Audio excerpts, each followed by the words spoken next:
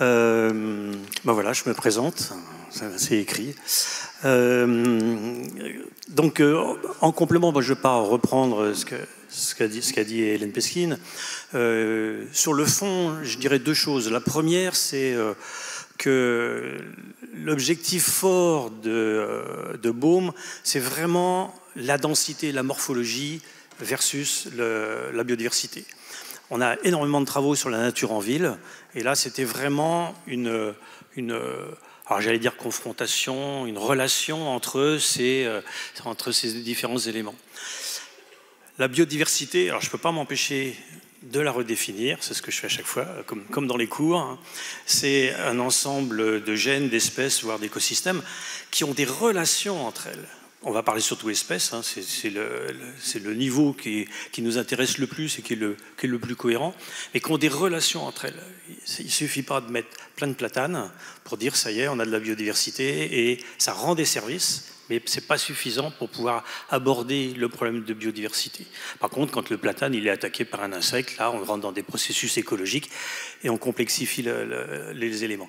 Je dis juste ça parce que c'est important. Il faut voir que quand on va parler du sol, des oiseaux, etc., ce sont des éléments de ce fonctionnement-là qui nous intéressent. Ce n'est pas uniquement ce point-là précis qui est l'objet. Voilà. Alors, donc c'est sans doute la dernière réunion publique de Bohm. Les équipes, donc il y avait 6 équipes qui ont été sélectionnées sur une quarantaine de dossiers il y a 3-4 ans, et répartis un peu sur toute la France, sur des sujets assez différents, et qui touchaient un peu clairement à cette relation opérateur-recherche qui nous intéresse au premier chef. Donc, le conseil scientifique, un tout petit mot, on était 27 ou 28 au tout début, on était un peu moins nombreux. On avait des charges qu'on a plus ou moins remplies, ça va marcher quand même assez bien, mais bon, voilà, le début a été assez important en réunion et autres. Bon, après, une fois que les équipes étaient lancées, je pense qu'il y a eu beaucoup moins de besoin de contact et de collaboration.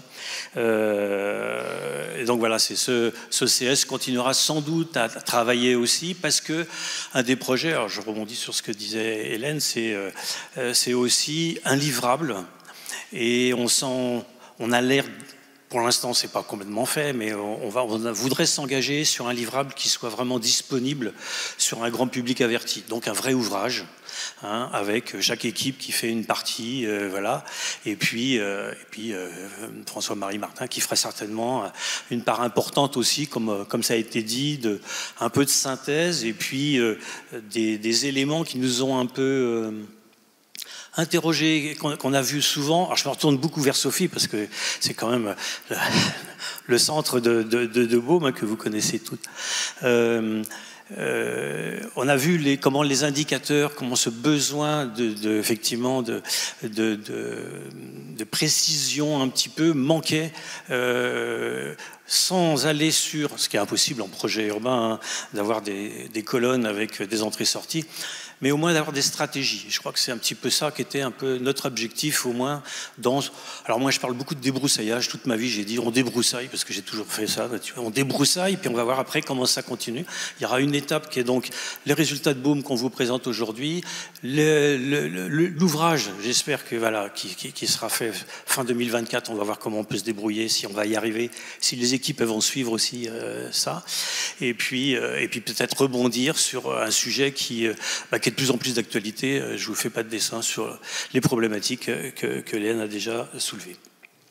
Donc on va écouter les 6 équipes. Elles n'ont que 20 minutes, alors c'est un peu court, parce qu'évidemment elles ont des méthodologies complexes, c'était tout le temps interdisciplinaire, c'était tout le temps avec de l'opérationnel, etc. Donc c'est toujours un peu court, un peu frustrant, parce qu'on a voulu garder des temps importants d'échange avec la salle. On a inséré ce que j'appellerais des visions jeunes, avec des étudiants de Sciences Po qui ont travaillé un peu sur la notion de grands ensembles, et puis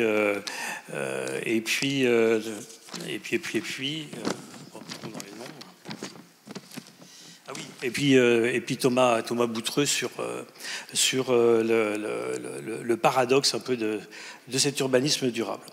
Voilà, on finira sur des remerciements, et puis on a demandé à Xavier Lagurgue un travail qui n'est pas si évident que ça, pour l'avoir fait souvent, qui est le grand témoin, et qui va essayer de reprendre un peu les grands points qui pourraient asseoir un peu cette stratégie dont je parlais, de relation entre densité, morphologie et biodiversité. Voilà.